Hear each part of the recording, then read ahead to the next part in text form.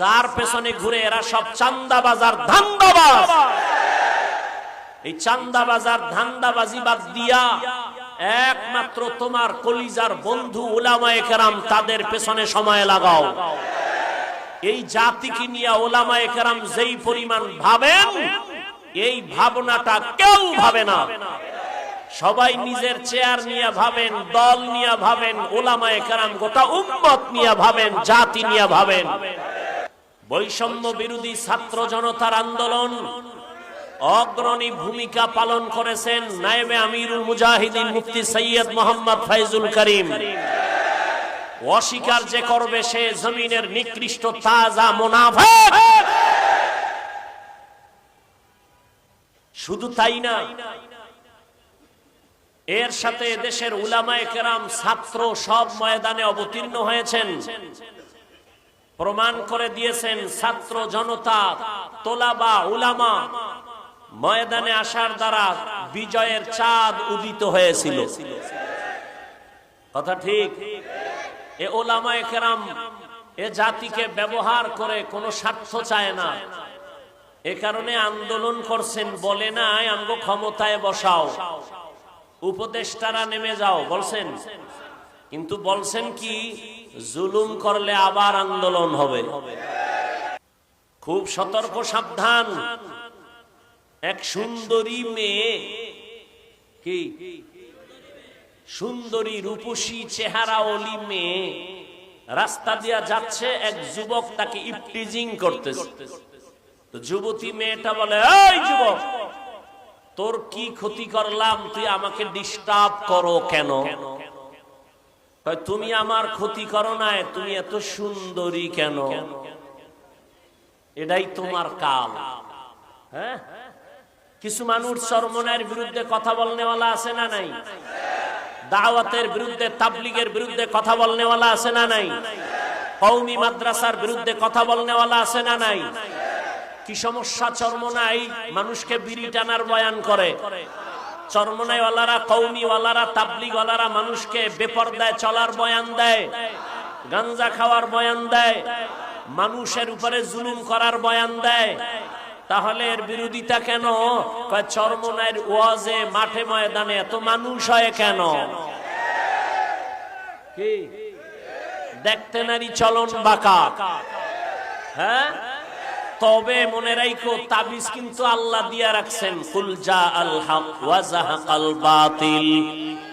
বাতি যখন জ্বলবে তোমার বাবারও ক্ষমতা নাই তুমি অন্ধকার রাখবা। আল্লাহর কসম, এই জমিনের মধ্যে যখন হকের আওয়াজ আর আল্লাহর কোরআনের আওয়াজ আর চোখের পানি আর কান্নার বয়ান শুরু হয়ে যাবে, কোরআনের আওয়াজ শুরু হয়ে যাবে, মুনাফিকেরা যতই মুনাফিকি করো এই হকের আওয়াজ কখনো নিভাইয়া দেওয়া যাবে না। तुकु जाओ सुन्नते अहमद को जाबा मुहम्मद के बुअद निस्बतरा मन अहब्बा सुन्नती कौले रसूल मजदाए काना माई हम कुन कबूल। জাফলং ঘুরতে যাও, কক্সবাজারে যাও, আনন্দ ভ্রমণ করো, যাও একবার ঘুরতে ঘুরতে চরমনাই যাইয়া দেখিও এত মানুষ কেন সেখানে দৌড়ায়। এরা টাকার পেছনে দৌড়ায় না, ক্ষমতার জন্য এরা লালায়িত না।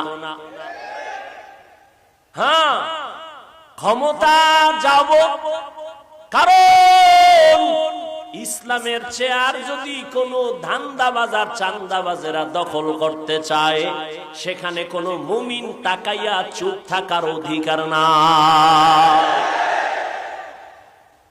শাহজালাল আপনাদের কলিজা, কি শাহজালাল রহমাতুল্লাহ আলাইহি গৌর গোবিন্দের মোকাবেলায় বেতের বাড়ি লাগে নাই, তাহাজ্জুদের নামাজ আর কান্না আর ফজরের আজান।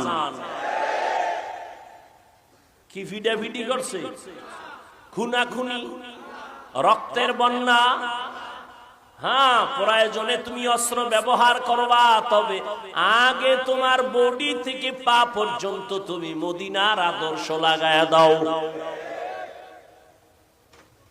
এরে নবীর আশিক,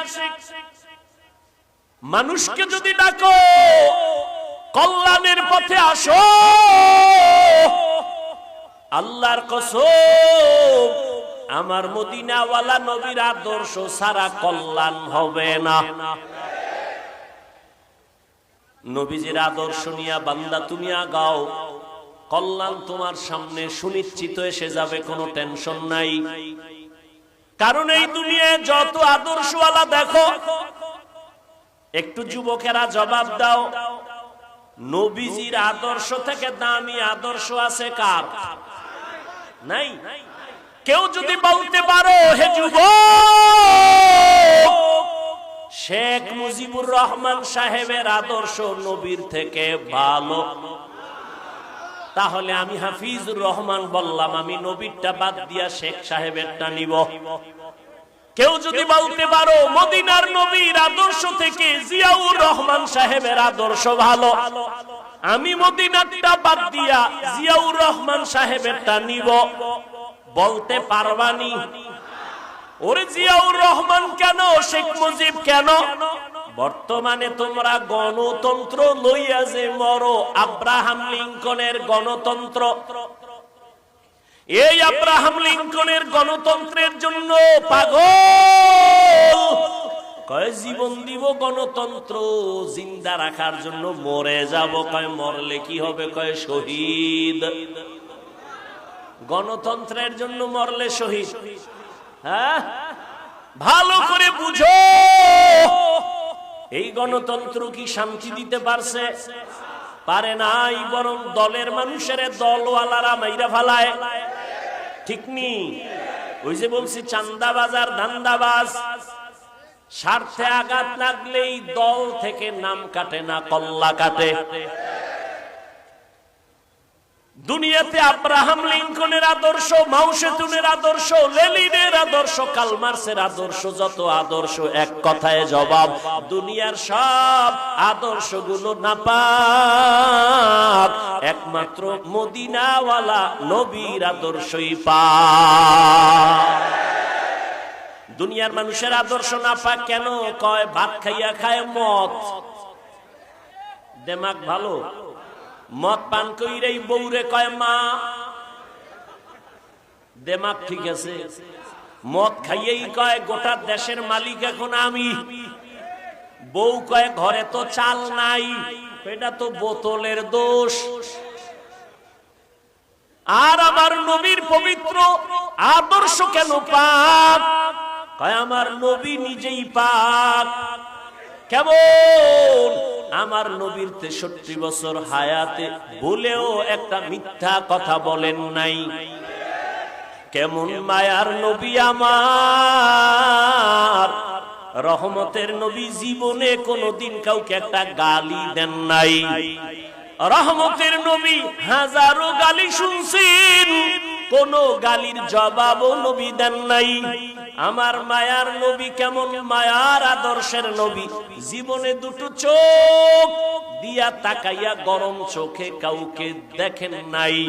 এমন মায়ার নবীর আদর্শ ১৫০০ বছর পরে আজ সিলেটের আলিয়া মাঠে নবীর আদর্শ মানার কারণে এই বিশাল প্যান্ডেলে পুলিশ ছাড়াই নিয়ন্ত্রণ বড় সম্ভব।